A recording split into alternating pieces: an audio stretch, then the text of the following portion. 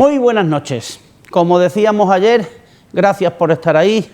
Bienvenidos, bien hallados en este programa del periodismo de actualidad, del periodismo que hace prensa cercana, comunicación de barriada, es decir, lo que tienen ustedes más cercano en su salita de estar. Y hoy, cómo no, voy a reanudar yo mi romanito con alguien más cercano.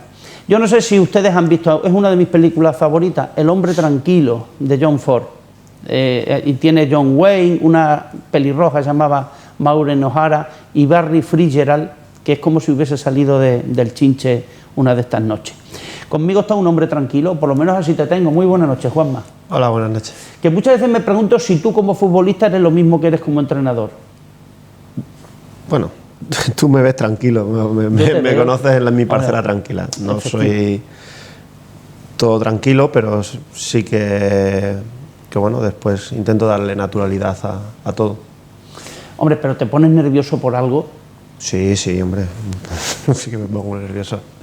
Es que puedo afrontar las cosas. Mira, yo, igual que los de mi generación, que soy mayor que tú, fuimos educados en el fútbol sentimental, le llamo yo, ¿no? Creo que el fútbol a veces es la última frontera emocional. Ayer viendo el Betis-Sevilla me di cuenta que aunque tú seas un recién llegado a un equipo, estas cosas, es decir... Entonces, desde este fútbol sentimental, Juanma, no existe sensación más dolorosa que ser derrotado cuando te piensas que vas a salir. Hombre, peor sería cuando piensas que vas a ganar. Pero claro, a última hora del partido, ¡oh, por favor! Sí, la verdad que fue duro. Pero el fútbol tiene estas cosas. Otras veces salimos indemnes de algún roce como ese. ¿Tú te crees que el fútbol compensa? Yo no, pero no sé tu opinión. No lo pienso tampoco.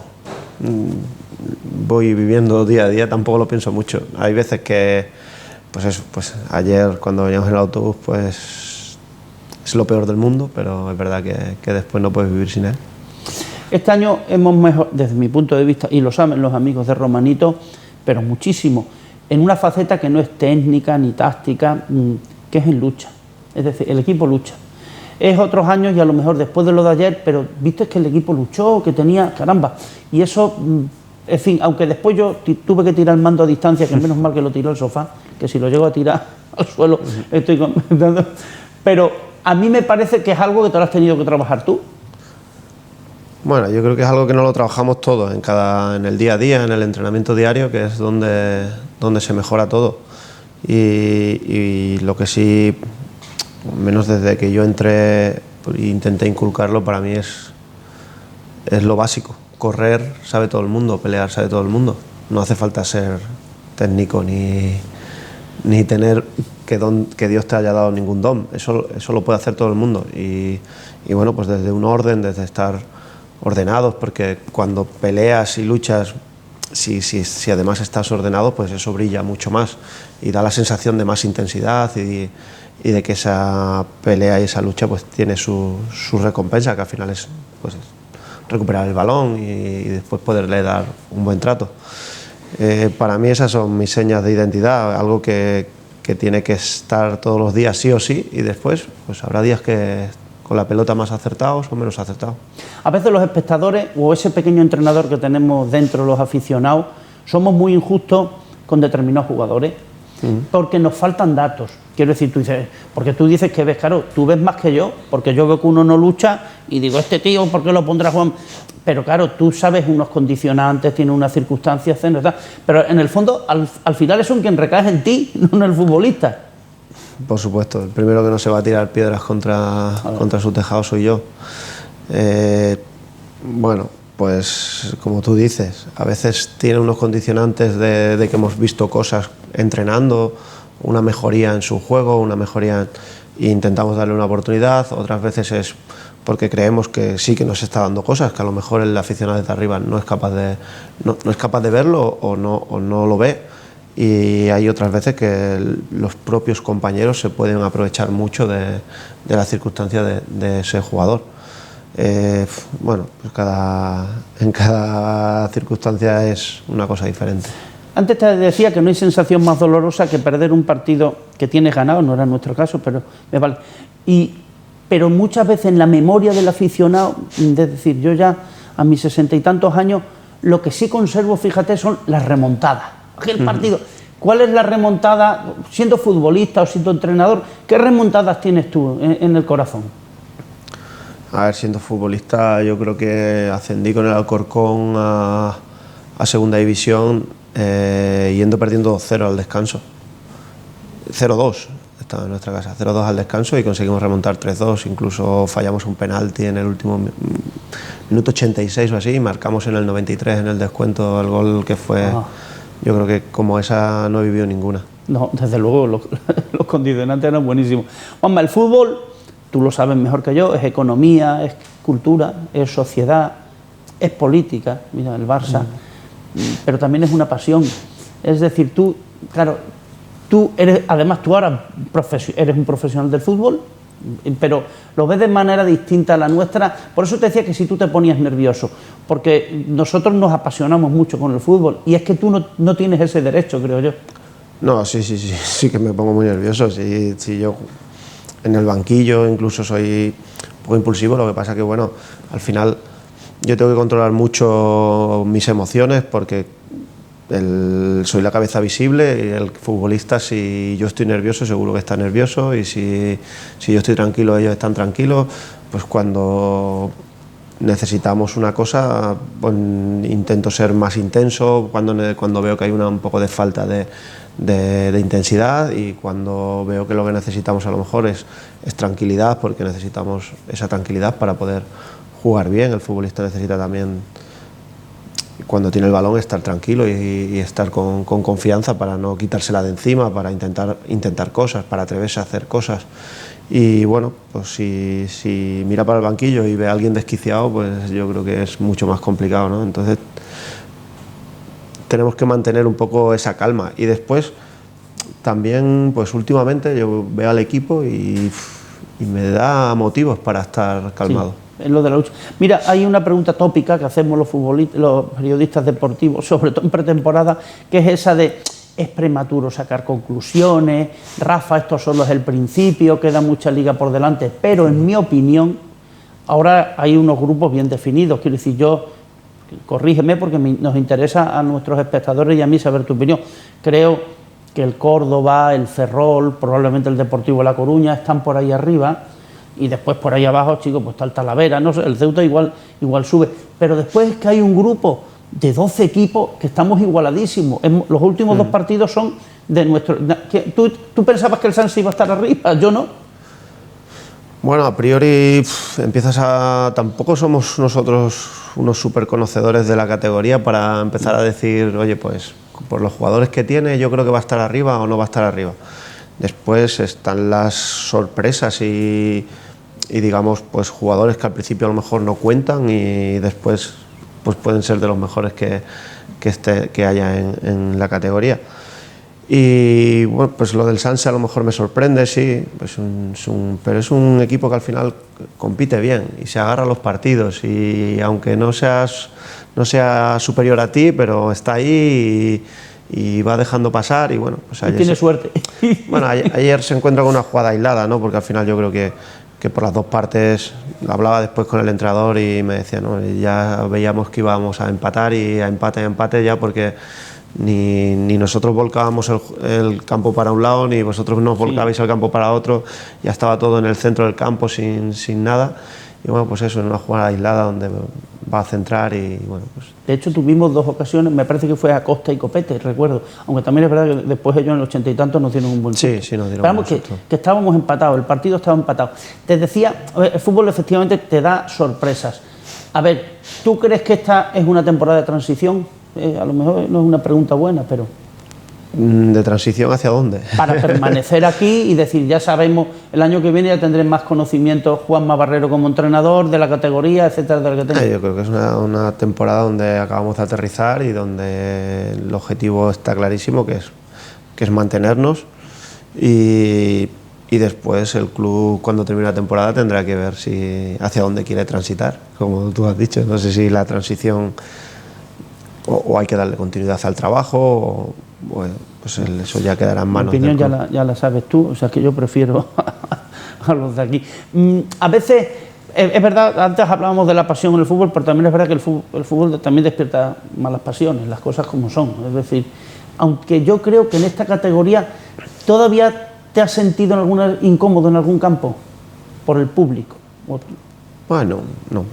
A mí ayer me pareció admirable ver la gente de Mérida que estaba allí. Sí, sí, sí. Bueno, yo creo que ayer estábamos empate en público, ¿no? Más o menos no andaríamos muy lejos. Por eso me molestó como una ciudad de cerca de 90.000 habitantes, que es San Sebastián de los Reyes, ni el campo ni la afición, es decir, dice, bueno, ¿y esto a qué se deberá? Madrid es especial, la gente es del Madrid, del Atlético y... Está demasiado cerca. Oye, ¿el éxito siempre empieza con un buen portero y un buen delantero?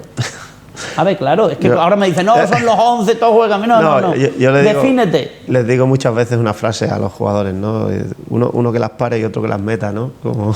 Luego estás de acuerdo. Sí, bueno, a ver, eso te da muchísimo. Si tienes el portero a un nivel muy alto y haciendo muchas paradas, ahí tienes al Real Madrid, ¿no? Pues al final tiene a Courtois que es capaz de hacer partidos increíbles y después, pues arriba siempre tiene uno que las mete.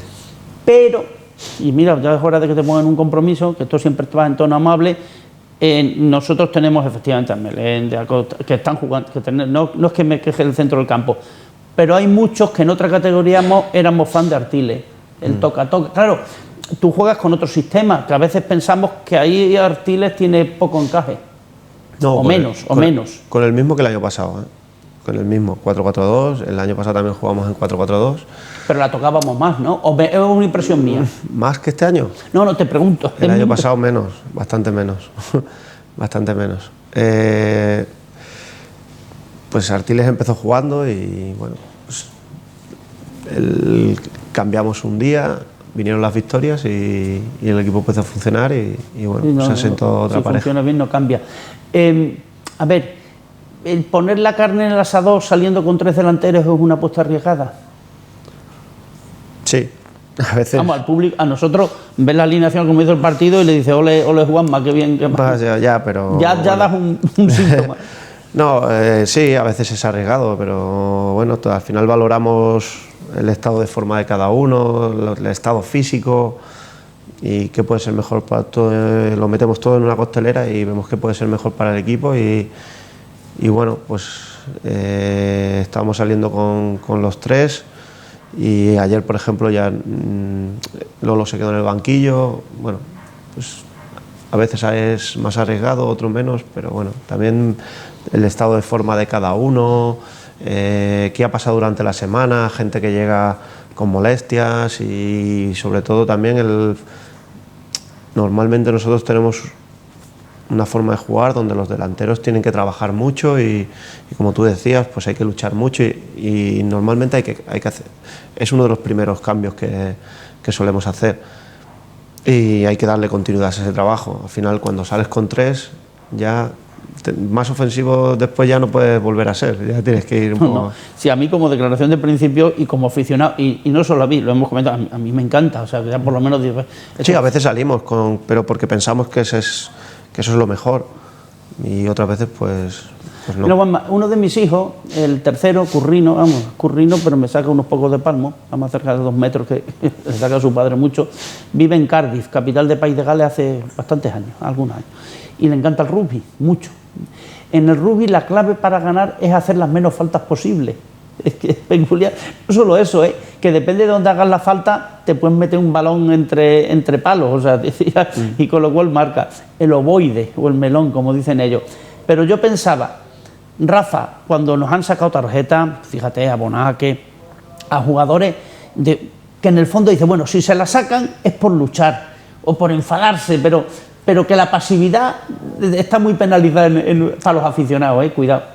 Bueno, últimamente tampoco estamos teniendo mucha suerte con eso porque... Sí, las decisiones, ¿te acuerdas de la famosa tarjeta de Talavera? Que ni venía a cuento ni historias, pero bueno. Bueno, y ayer la verdad es que, a ver, si empezamos a tener un poco más suerte porque David Larrubia empieza a Carlos Cintas y hay varios jugadores que empiezan a despertar ya un poco de pánico entre los rivales y muchas veces no hay manera de pararlos nada más que con faltas y la verdad es que esas faltas son muy constantes, muy seguidas. Es que hay árbitros, por ejemplo, la tarjeta Álvaro Ramón ayer, que era un choque que y mira que yo lo vi por la tele, yo no estaba en directo como tú, digo, bueno, nada más que nos sacan a nosotros, si ha ido a por el balón, no sé, me enfadó mucho.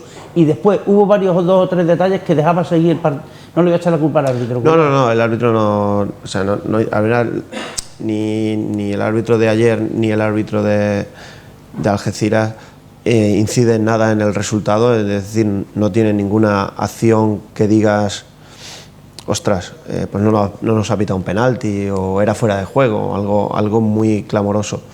Pero es verdad que el criterio para sacar amarillas está siendo muy dispar. El otro día apenas podíamos rozar a nadie de Algeciras y nos hicieron...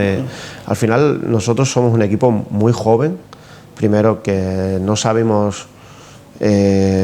y eso lo hablamos mucho, pero al final pues, a David le van pegando y sigue. A Álvaro Ramón le pasa lo mismo, a Meléndez le dan y no se queja.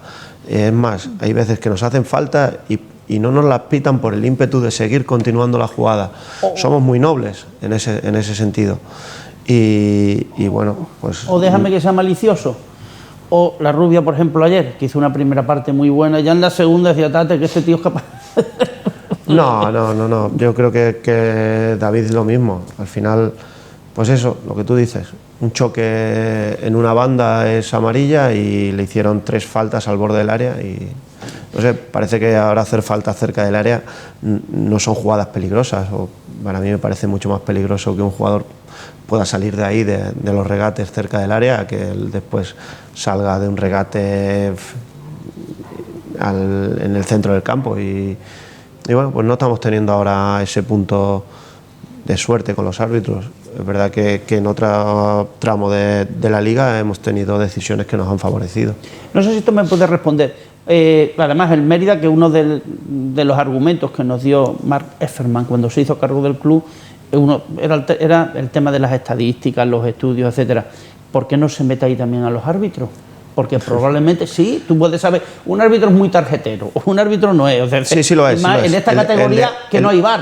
El de ayer lo era. El de ayer llevaba 2 partidos, 9 tarjetas amarillas en cada partido, con una expulsión. Pero ayer, pues también vendría un poco condicionado por esos datos. Ayer pagamos el pato de las 9 tarjetas anteriores. Pues seguramente vendría condicionado por esos datos y no querría sacar tarjetas para no convertirse en ese árbitro tarjetero. Y bueno, pues... Es que el planificar, y tú lo sabes mejor que yo, por ejemplo, el Mérida de esta temporada, te estoy hablando de julio o agosto, cuando yo vi los partidos pretemporada, empezó muy bien, empezó la casa por donde hay que empezarla, que es por abajo, no por el tejado. Es decir, lo primero que hizo es el cuerpo técnico, lo primero que hizo es renovarte a ti, después la plantilla, la gestión empresarial, a mí me parece que está haciendo bien. Esto de meter la informática, no sé hasta qué punto va a ser buena. Pero claro, después los fichajes a veces son como los melones. Dice, bueno, yo esperaba, o viceversa. Que pasan por muchos... Tú has hablado antes de pasión, de sentimiento. Sí. A ver, los datos no son pasión ni son sentimientos, son algo objetivo y eso está ahí. Después, cuando viene el jugador con unos buenos datos, hace falta también que congenie con la forma de jugar, que congenie con la afición, que congenie... ahí van los sentimientos, ¿no? Digamos, y eso no lo puede controlar ni ninguna máquina, ni el ojo humano, no lo puede controlar nadie. Déjame que sea frívolo y superficial, si no tampoco sería yo. Ayer salimos con un verdecito, un color verde, que no sé qué color verde es, y de negro, pero lo bien que me gustaba una camiseta que el Mérida estrenó precisamente en Don Álvaro, que tenía una cruz. Ayer dije yo, si salimos con la cruz vamos a tener más suerte, porque a veces, si quieres llamarlo superstición, pero también parece que en el fútbol también influyen estos detalles secundarios. Bueno, no soy muy de eso. ¿Tú de portero siempre ibas con la misma indumentaria o tenías tu costumbre? Intentaba ir de negro porque me gustaba vestir de negro, pero al final el fútbol ya se ha convertido en 25.000 colores y no puede coincidir nadie con nadie. Algunos feísimos, por cierto. Ir de negro como portero es muy difícil porque seguro que coincides o con árbitros o... Yo, fíjate, cuando yo empecé en el Marca, bueno, y en el periódico Extremadura, ya hasta la terminología del fútbol, quiero saber si a ti te parece. Es decir, esto, el control del balón, el aguantar el acecho, jugar por dentro, jugar por fuera, lo de la pierna cambiada. Bueno, ya lo que me mata es lo del falso 9. ¿Cómo que el falso 9? ¿O eres delantero dentro o qué? Dime qué te parece el falso 9. Me parece una tontuna, pero vamos a ti. A ver, eso lo inventó un poco Guardiola, que es verdad que al final pues sus equipos tienen mucho el balón y bueno, pues un día decidió jugar con un chico más bajito, que en vez de estar metido entre los centrales, pues viniese mucho al centro del campo pues, para generar incertidumbre, porque al final, como decía Cruyff, ¿no? Cruyff decía una cosa que decía, ostras, mister, tienen un delantero que se desmarca muy bien. Decía, pues no lo marquéis. Y así no podrá desmarcarse. Bueno, pues eso lo hizo un poco para que los centrales, que seguramente que marcarían muy bien, pues se quedasen sin referencia, venga un tío que va al centro del campo y, ostras, pero nosotros no tenemos a nadie, ¿qué hacemos? Le perseguimos, nos quedamos aquí. Bueno. Como me la dejas votando, te lo comento. Claro, es para decirle a Guardiola, claro, tú por eso jugabas con un falso 9 y ahora has comprado un 9 doble, que es Haaland ese, una tanta, es decir, oye, pues cada fútbol tiene sus cosas y seguramente que él ha visto una necesidad en el rematadora en el equipo y seguramente le estás dando siempre vueltas a todo, ¿no? Pero con jugadores como el Haaland, que me parece un jugadorazo.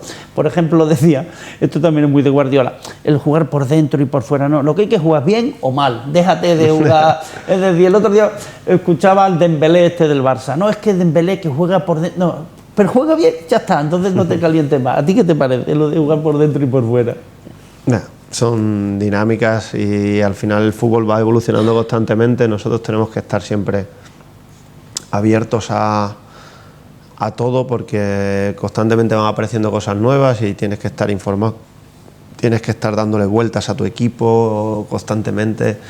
Entonces, pues todo esto va generando nuevos conceptos, nuevas cosas, por lo que tú dices. Antes los extremos eran extremos, a la banda y a centrar, y ahora pues con la pierna cambiada van hacia adentro, tiran, los laterales eran laterales y casi nunca se incorporaban al ataque, y ahora los laterales muchas veces son extremos, están siempre allá arriba. O sea, no sé, Rinus Michel, que era el entrenador holandés, maestro de fútbol de Johan Cruyff, y Cruyff decía que en realidad, eso, ya que hablamos de estadística, después me riñen porque dicen que hablo más que el invitado, que un jugador solamente tiene el balón, estadísticamente comprobado, 3 minutos por partido. Claro, sí. Es la media, cuidado, aquí si hablamos de Xavi y Iniesta. Y que lo importante, decía Cruyff, no es tanto los 3 minutos que tiene, sino lo que hace los otros 87. No. ¿Tú compartes ese criterio? Sí, de hecho hay muchos jugadores que nos desesperan a los entrenadores por esa parte en la que no tienen el balón. Tienen muy buenas condiciones cuando tienen el balón, pero cuando no lo tienen no encuentran qué hacer.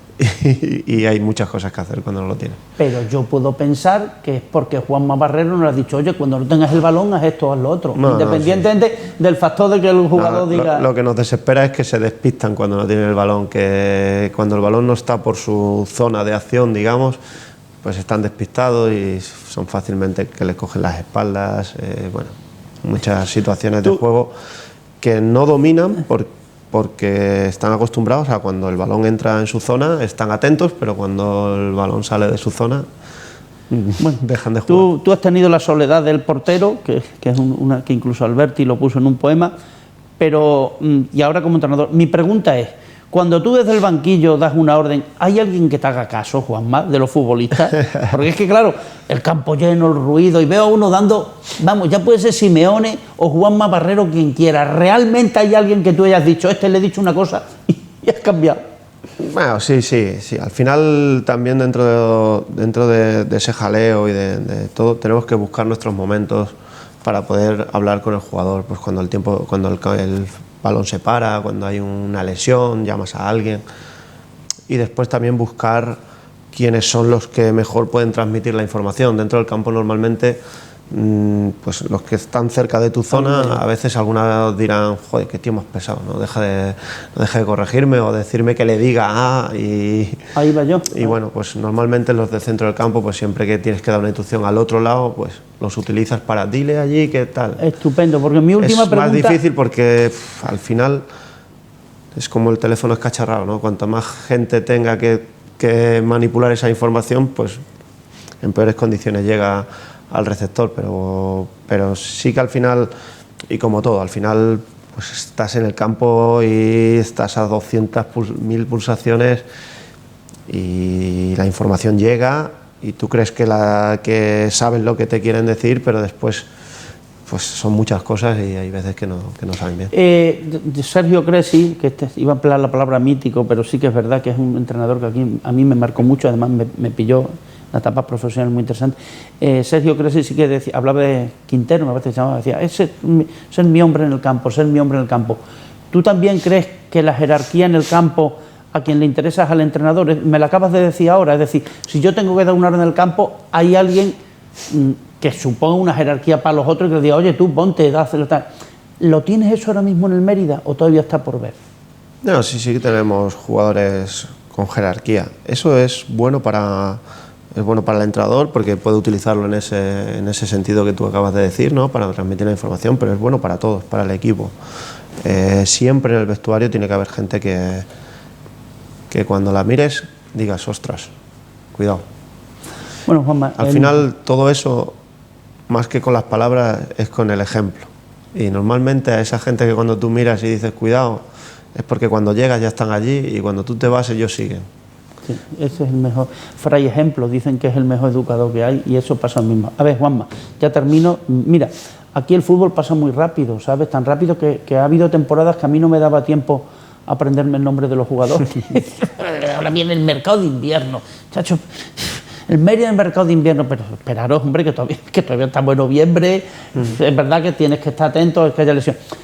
Pero sí que hay gente que os vais a mantener en la memoria del Mérida. Futbolistas, como el Zorro Plata, pongo por ejemplo, o como Boni, que fue jugador y entrenador, gente para mi generación.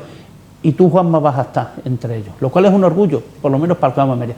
Que muchísimas gracias, Juanma. Para mí es un orgullo que me pongas a la altura de esos dos. Pues sí, y buenas noches, y recuerdos por don Álvaro. Gracias. Y a ustedes, señores, muchísimas gracias por haber tenido la paciencia de llegar hasta el final. Ya lo saben, prensa de proximidad, comunicación de cercanía, aquí, su programa de barriada, El Romanito. Hasta la semana que viene.